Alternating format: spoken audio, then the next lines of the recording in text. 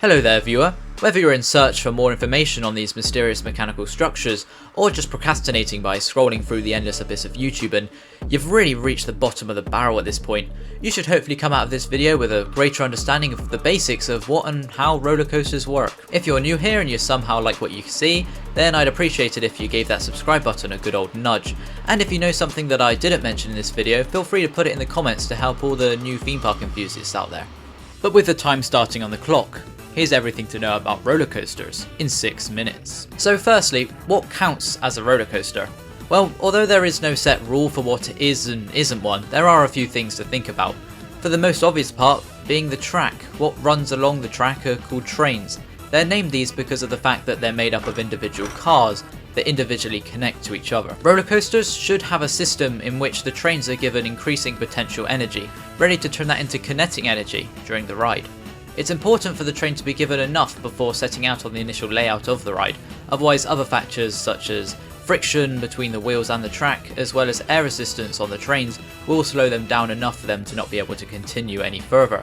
These systems come in many shapes and sizes, the most common being the chain lift hill, a singular chain in the centre of the track, pulling the train upwards until reaching the highest peak. Other systems to mention would be the hydraulic launch mechanism, in which a sled connects to the bottom of the train before being pulled at incredible speeds by a cable, as well as the electromagnetic launch systems, in which magnetic fields interact with the trains and shoot them in a specific direction. Now that the trains have reached its highest speed, it's able to carry out what are called elements. Track elements are the building blocks for a layout, and an easy way to name each section of the ride. There is the initial first drop, most commonly found after a lift hill, and then a whole variety of different elements the coaster could throw at you. An airtime hill is an element on the track that gives the riders negative g-forces, making them feel weightless for a controlled amount of time. When you see the track twist, that's what you'd call banking. It allows for the trains to traverse around the corners with greater ease than if there was no banking whatsoever, but can also be used to create even more intense moments on the coaster. Intensity refers to the level of g-forces the rider experiences, by the way.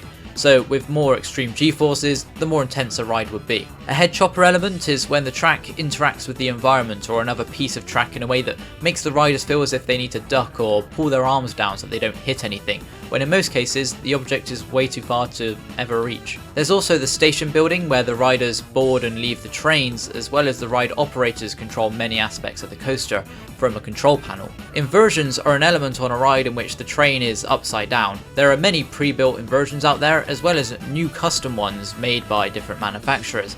A few examples would be the vertical loop, corkscrew, Heartline roll, zero G roll, Cobra roll, and so many more, with even more inversions being designed to this day. A block break is a section of the ride that not only slows down the trains, but acts as a bridge between one section of the ride to another. There's no limit to how many you can have on a layout, but you might find one in the middle, plus at the end of the ride before it enters the station. These are designed to give the illusion that there are multiple trains freely rolling on the track at once, whereas in reality only one train can traverse one section at a time, and if a train fails to pass a section of the track, then a block break will refuse to let the train behind it enter the same section. Right, now that we've covered the basics of what make a roller coaster a roller coaster, let's have a quick look at the different types of models on the market. When looking to purchase a new coaster for their land, a theme park will contact different manufacturers that each specialise in different models and then give them a budget to work with. The first difference would be a wooden coaster and a steel coaster.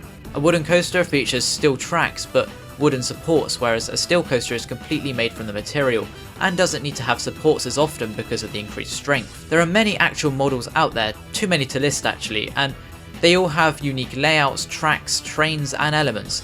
An out and back coaster is where the track ventures out in one direction, only to turn right around and head back to the station. A sit down coaster is where you are seated, and a stand up coaster is, you guessed it, where you're standing up. Manufacturers often try to push the boundaries of what makes a coaster fun, experimenting with new designs each year.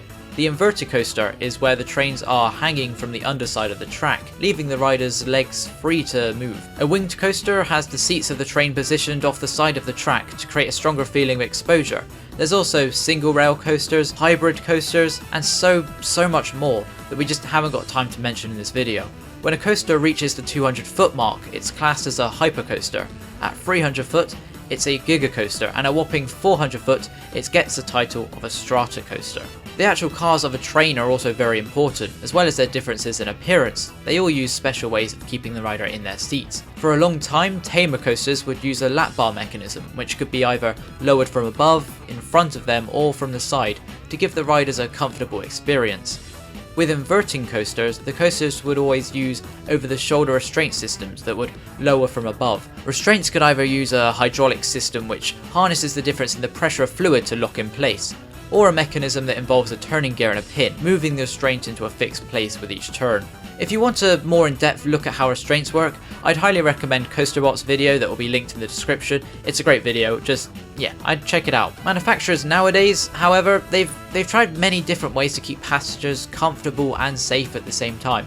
New lap bar technology allows them to actually be used on inverting coasters as well. There's also vest restraints that are comfortable foam over the shoulder restraints, plus a simultaneously used lap bar. Sensors work as one giant unit to help ensure that each restraint is in place and secured, as well as telling the computer exactly where the trains are on the ride, what speeds they're going on, and everything else it would need to know that to keep the ride as safe as can be. Roller coasters have the illusion of looking like giant death machines, pushing people to face their greatest fears, but in reality, these are some of the most safe and complex creations on Earth. I hope that this video has answered some questions, and if you're interested in more, then I'd be incredibly grateful if you subscribe. Thanks gamers, and remember, like, comment,